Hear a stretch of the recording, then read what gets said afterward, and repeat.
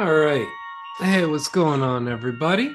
My name is Dorian Wallace, and this is This Machine Kills Fascists, a podcast where we talk about fascism and activism in the current era. So, yeah, today is another day that we are going to be reading an article. And this article is another one that is on my Substack called Engaged, Not Entangled. It will be in the show notes if you want to read along. Um, okay, cool. So it goes like this. Engaged, not entangled, walking through the fire. Liberation work is hard.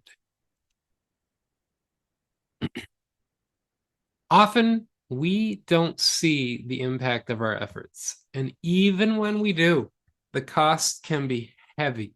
Splintered relationships, financial insecurity, being pushed out of employment, incarcerated, or even killed. Bearing witness to violence, abandonment, and systemic harm leaves marks on your psyche and your nervous system.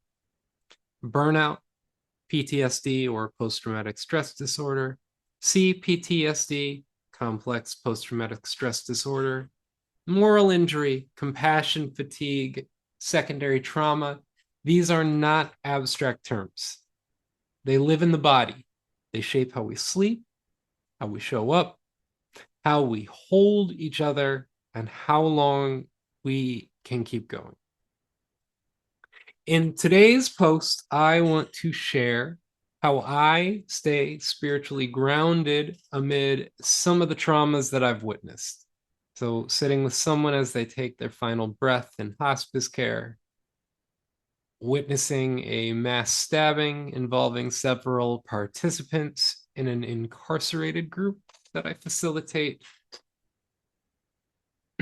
or hearing graphic details as a survivor recounts being sex trafficked by their priest as a child.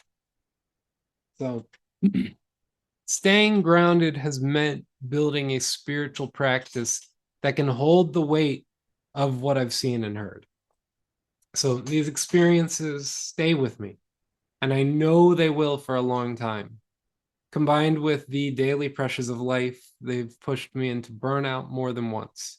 I've experienced compassion fatigue. I live with PTSD, depression, and anxiety, and I've struggled with alcohol abuse for much of my adult life. I'm 5 years sober now, but yeah. And still, I can't look away from the suffering without engaging with it. So I've had to unlearn things, relearn things, and build firm boundaries about what I can carry.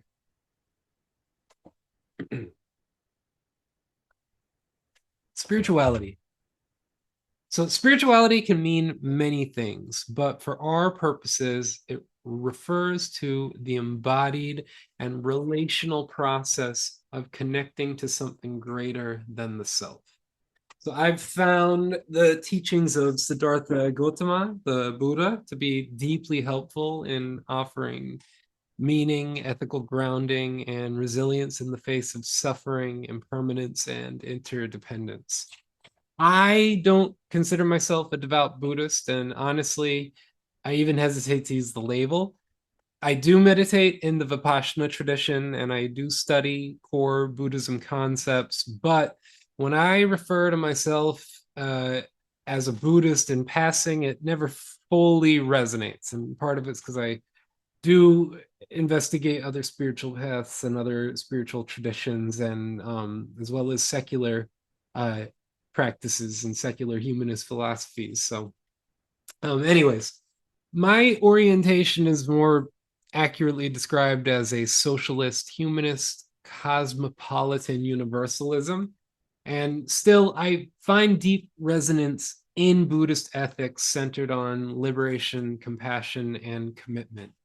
That said, I just want to be clear about what I mean by spirituality and where I'm coming from.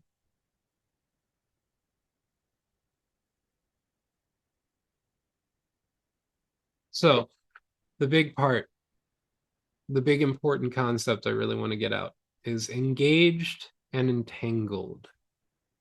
So it's really important to remember that trauma is not a competition.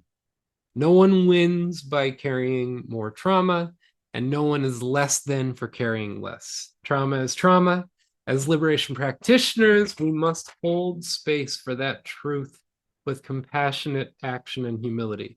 One just example that I want to give is anytime I speak about the my experience working with the prisons and talk about some of the things I've seen there. I was literally speaking to a cult expert, and their response was, "Wow, us cult survivors really sound like a bunch of wimps," as if it was a competition on who was more traumatized in their lifetime, a survivor of a cult or a member in a street organization, what we often call gangs. And it as somebody who has worked with both groups, I don't find either one to be uh, more traumatized or less traumatized than the other. I think they're both equally traumatized for different things in different ways. And every individual within those groups is also traumatized by slightly different things and has different experiences. But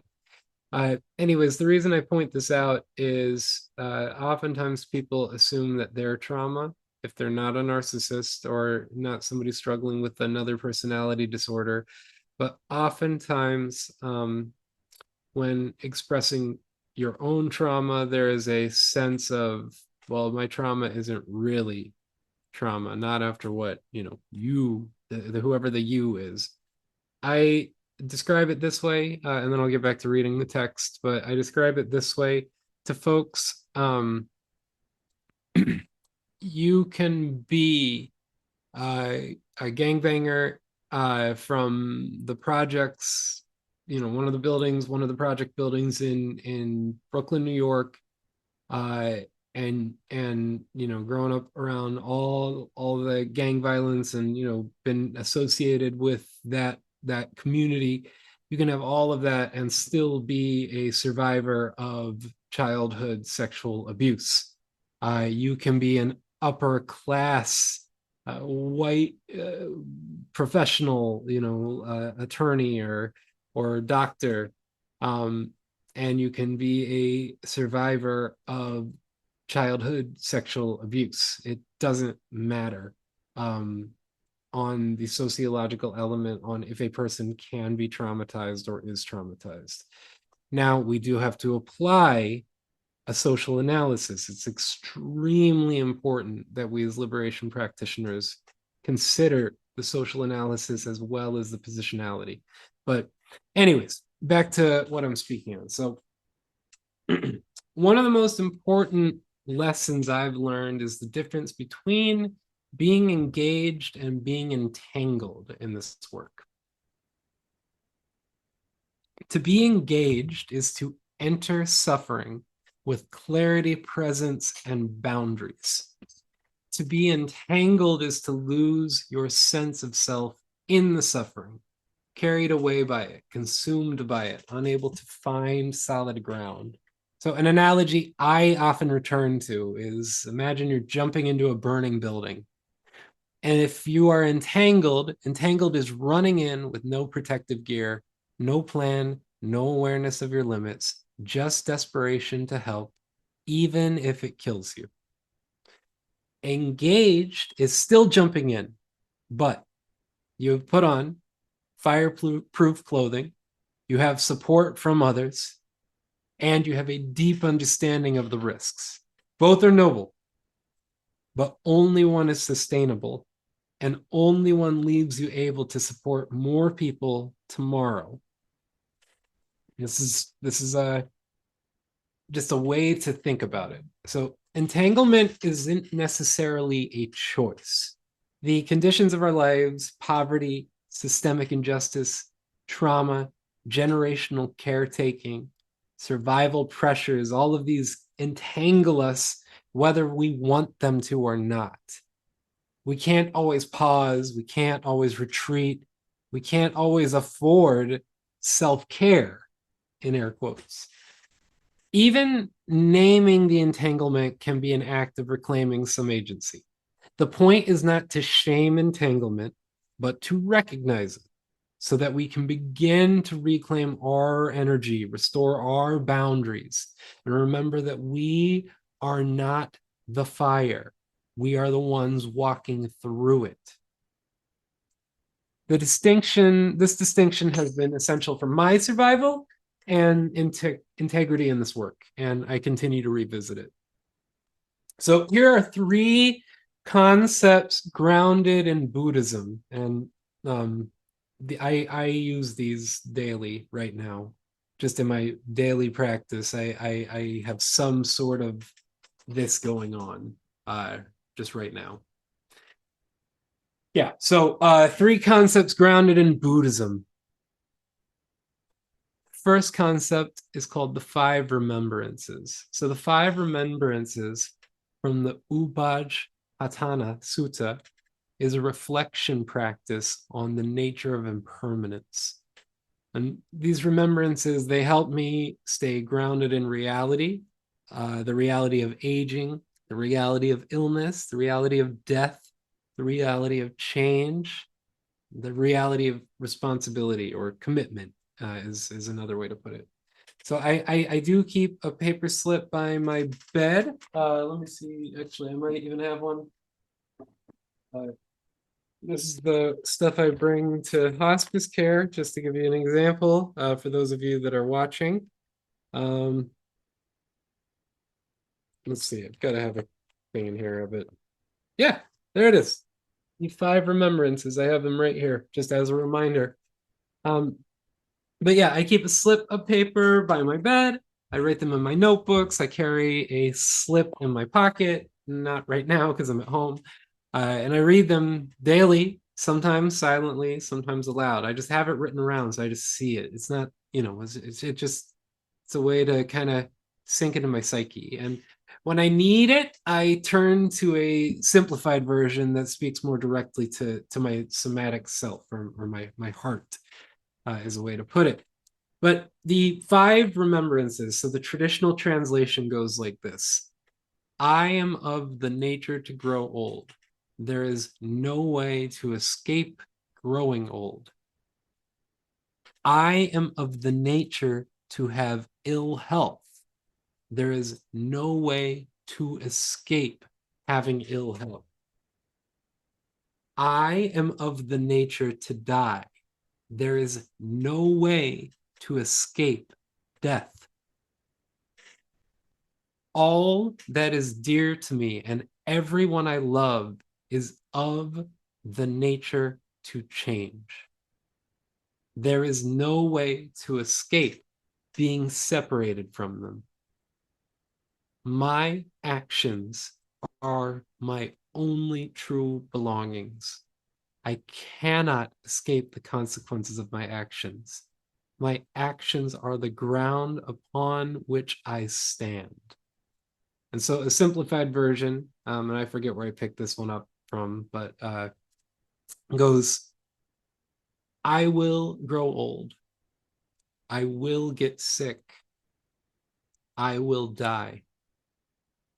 Everything and everyone I love will change and eventually be lost. My actions are all I truly own. So this is it's a grounding exercise. Now I want to get into this. This is the 14 Precepts of Engaged Buddhism. So we talked about the 5 Remembrances, and now the second piece that I want to share is the 14 Precepts of Engaged Buddhism. So engaged spirituality, just to get this out of the way, what that means is applying spiritual teachings to everyday life, especially in service of justice, healing, and or collective well-being or social well-being. So one example comes from Thich Nhat Hanh's 14 Precepts of Engaged Buddhism, which offers a powerful guide for living with deep social awareness and compassion. I actually have these up here on the wall in my my desk area, and I also keep these around just various places. So though rooted in Buddhism, these precepts can resonate with anyone seeking to align their values with their actions, whether in activism, caregiving, creative practice, or community work. I keep copies of the precepts tucked into notebooks on my desk, folded in my bag. Some days I'll pick one at random to reflect on throughout the day. Other times I read through all 14, especially before entering prison, hospice, or any environment where there's a lot of trauma or suffering or a lot of vulnerability that's especially present.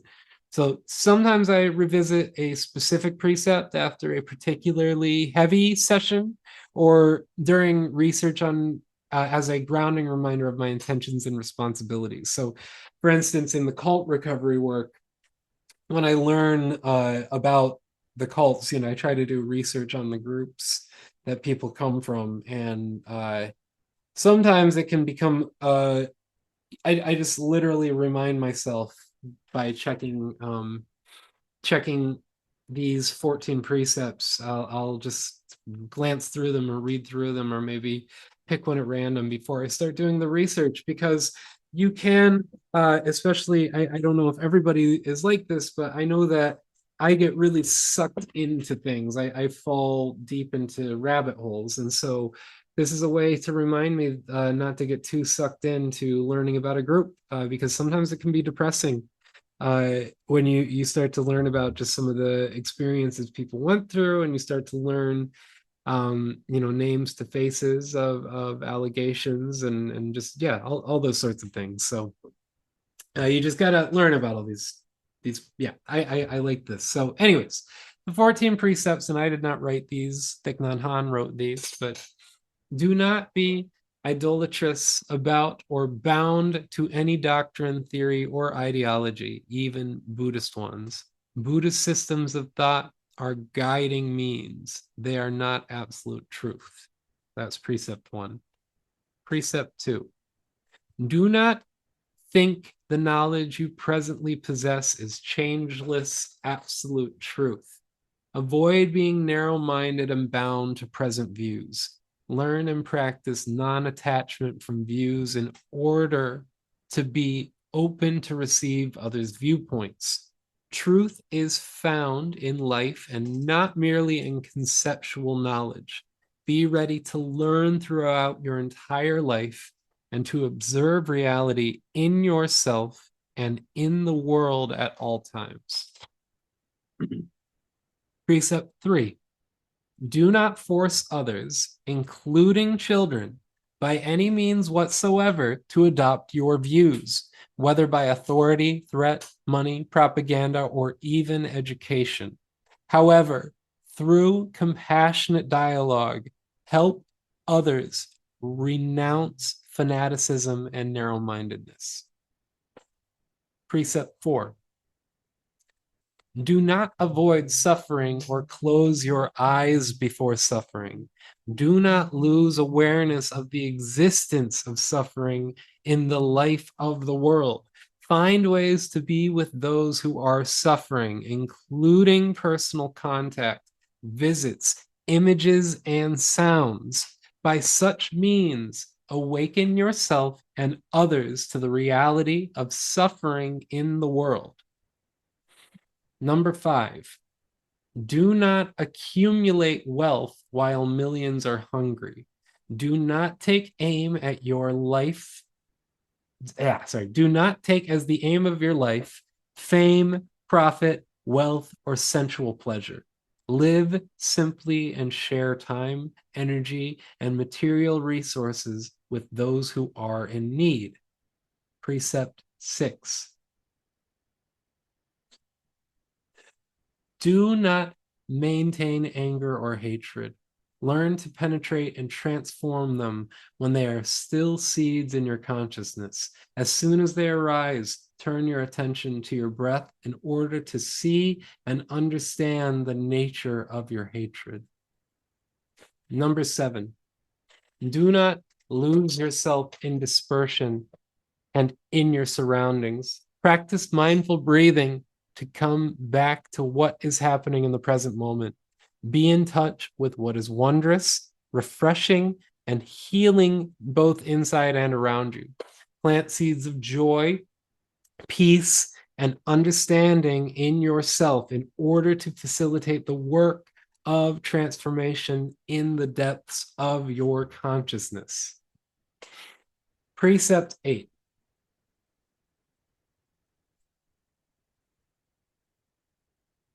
Do not utter words that can create discord and cause the community to break. Make every effort to reconcile and resolve all conflicts, however small. Number 9, do not say untruthful things for the sake of personal interest or to impress people. Do not utter words that cause division and hatred.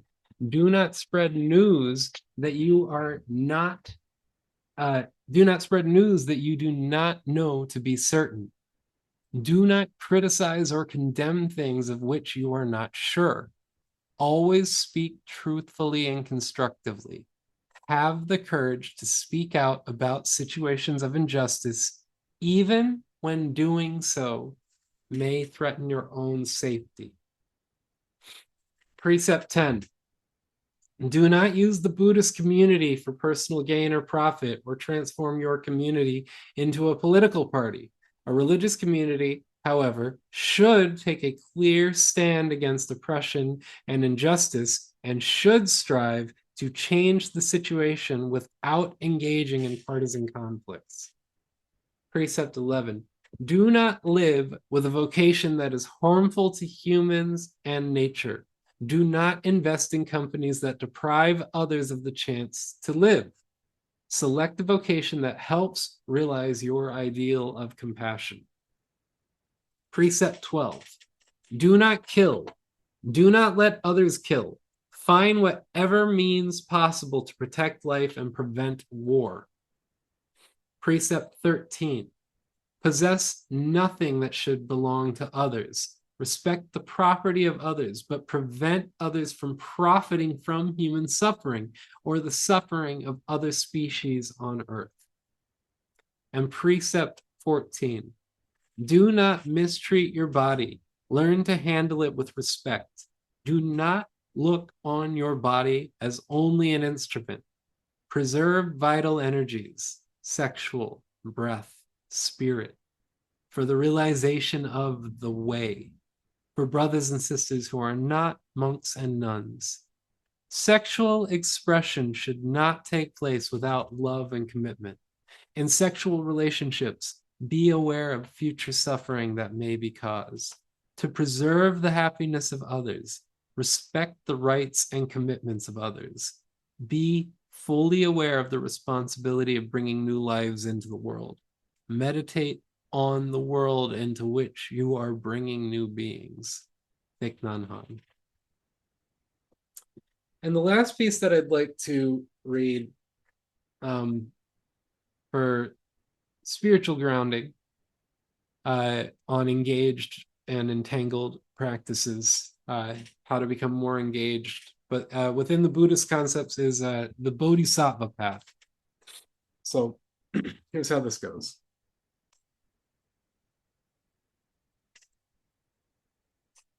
The Bodhisattva Path. In archetypal psychology, myths reflect patterns of human experience we collectively carry. Archetypes like the hero, shadow, or jester offer symbolic ways to understand our emotions, behaviors, and responses. They don't need to be precisely named or categorized. They're simply tools to help us frame our perspective. Recognizing which archetype is active in a given moment can support self-awareness, emotional regulation, and intentional self-care. This practice helps us stay grounded, balanced, and connected to our values. One archetype that holds deep resonance, especially in the context of healing and justice work, is the Bodhisattva.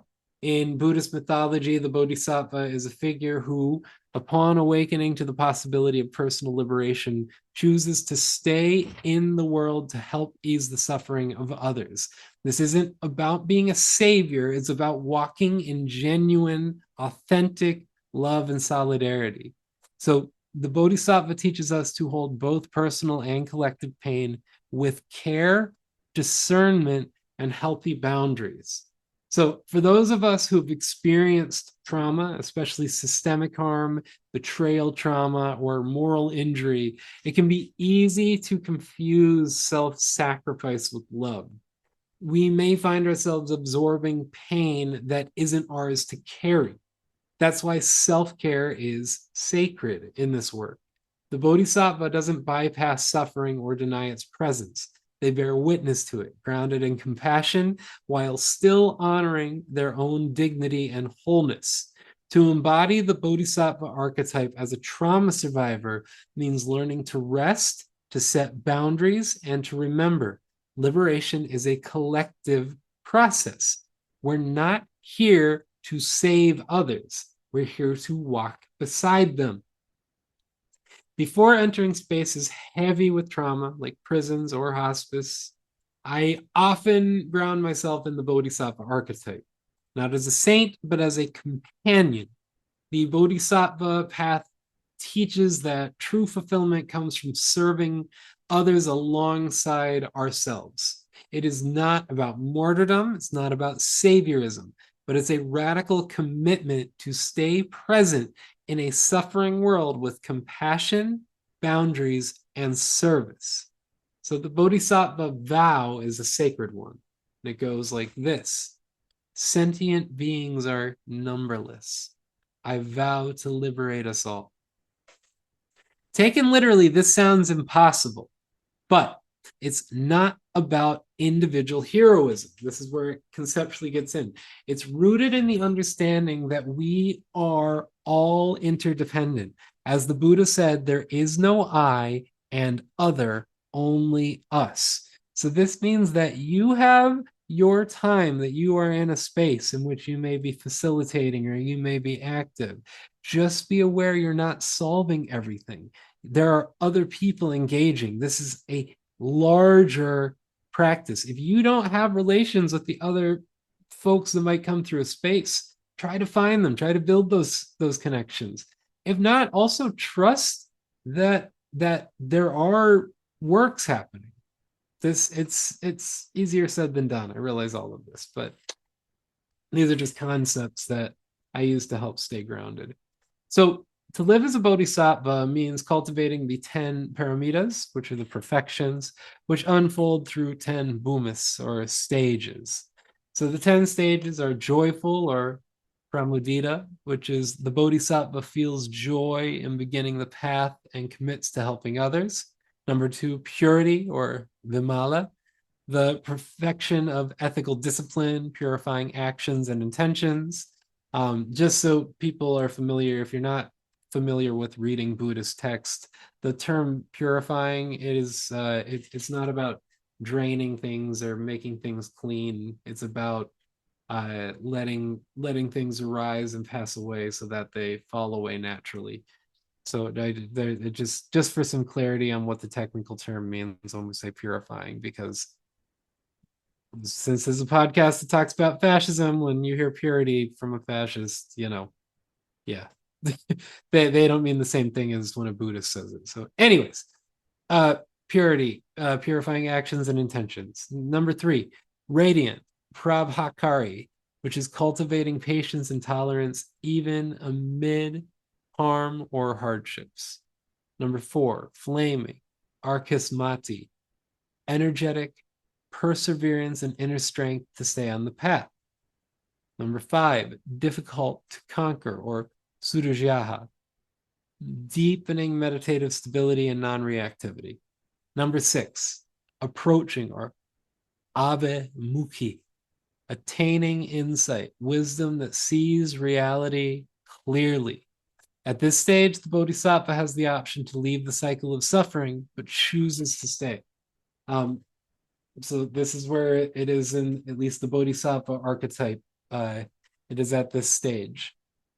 Number 7, Ganafar, the Durangama, skillful means learning to help others with discernment and flexibility. So how do you navigate through a space in a fluid way?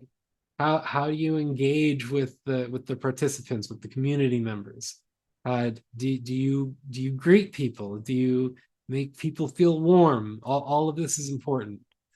Unshakable, or akala. This is full mastery of vows and unwavering commitment to all beings. Then we have number 9, the excellent intellect, or sadamati. And this is spiritual power and deep intuitive understanding of interdependence. This is, you are aware on a hyper level of the interdependence of the world around us. And then finally, number 10 of the Bodhisattva vows is the cloud of Dharma. Dharma is how it's written because Sanskrit, but my Buddhist practice tends to use the Pali words instead of the Sanskrit words. So when I say Dharma, I say Dhamma. It's, yeah, I'm not fluent in Pali, but it's just a thing that I mess up with sometimes when reading the English words. So cloud of Dharma, or Dhamma Mega. The Bodhisattva becomes a living expression of the Dharma. The Bodhisattva becomes a living expression of the Dharma, preparing for full Buddhahood. And I often return to this grounding invocation before and after challenging sessions. Literally, like when I was at Rikers Island, I would say this in the car before going in, and I'd say it in the car when coming out. But may I be present, may I stay grounded, may I hold pain without absorbing it, may I act in love without erasure. You can take what that means, you can read into however you need to for your own practice. So conclusions, these are the practices that I return to. They're shaped by years of collective struggle, personal collapse, deconstruction, rebuilding, ongoing reprocessing. While my path draws deeply from the Buddhist tradition, I understand spirituality as an active process of reconnecting to our shared humanity, our interdependence, and our responsibility to one another. So it can take place in many forms: liberation theology, the various religious socialisms, progressive faith communities, indigenous teachings, workers' cooperatives, the mutual aid or secular humanist practices grounded in compassion, respect, and accountability.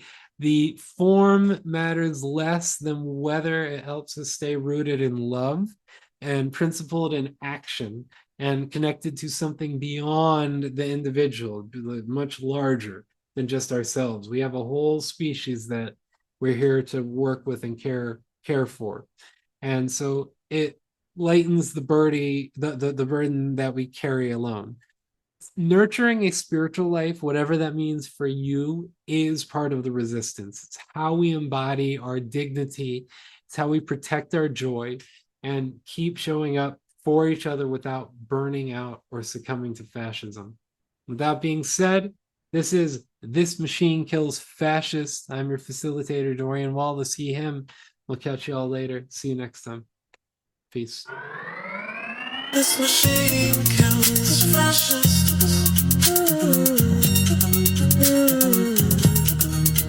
This machine kills fascists.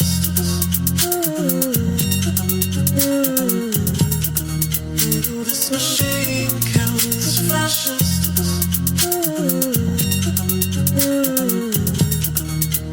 This machine kills fascists.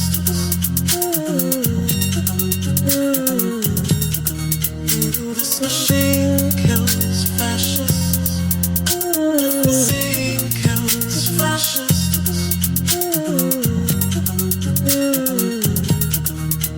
This machine kills fascists.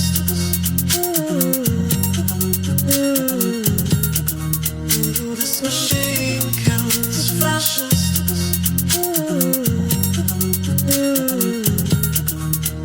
This machine kills fascists.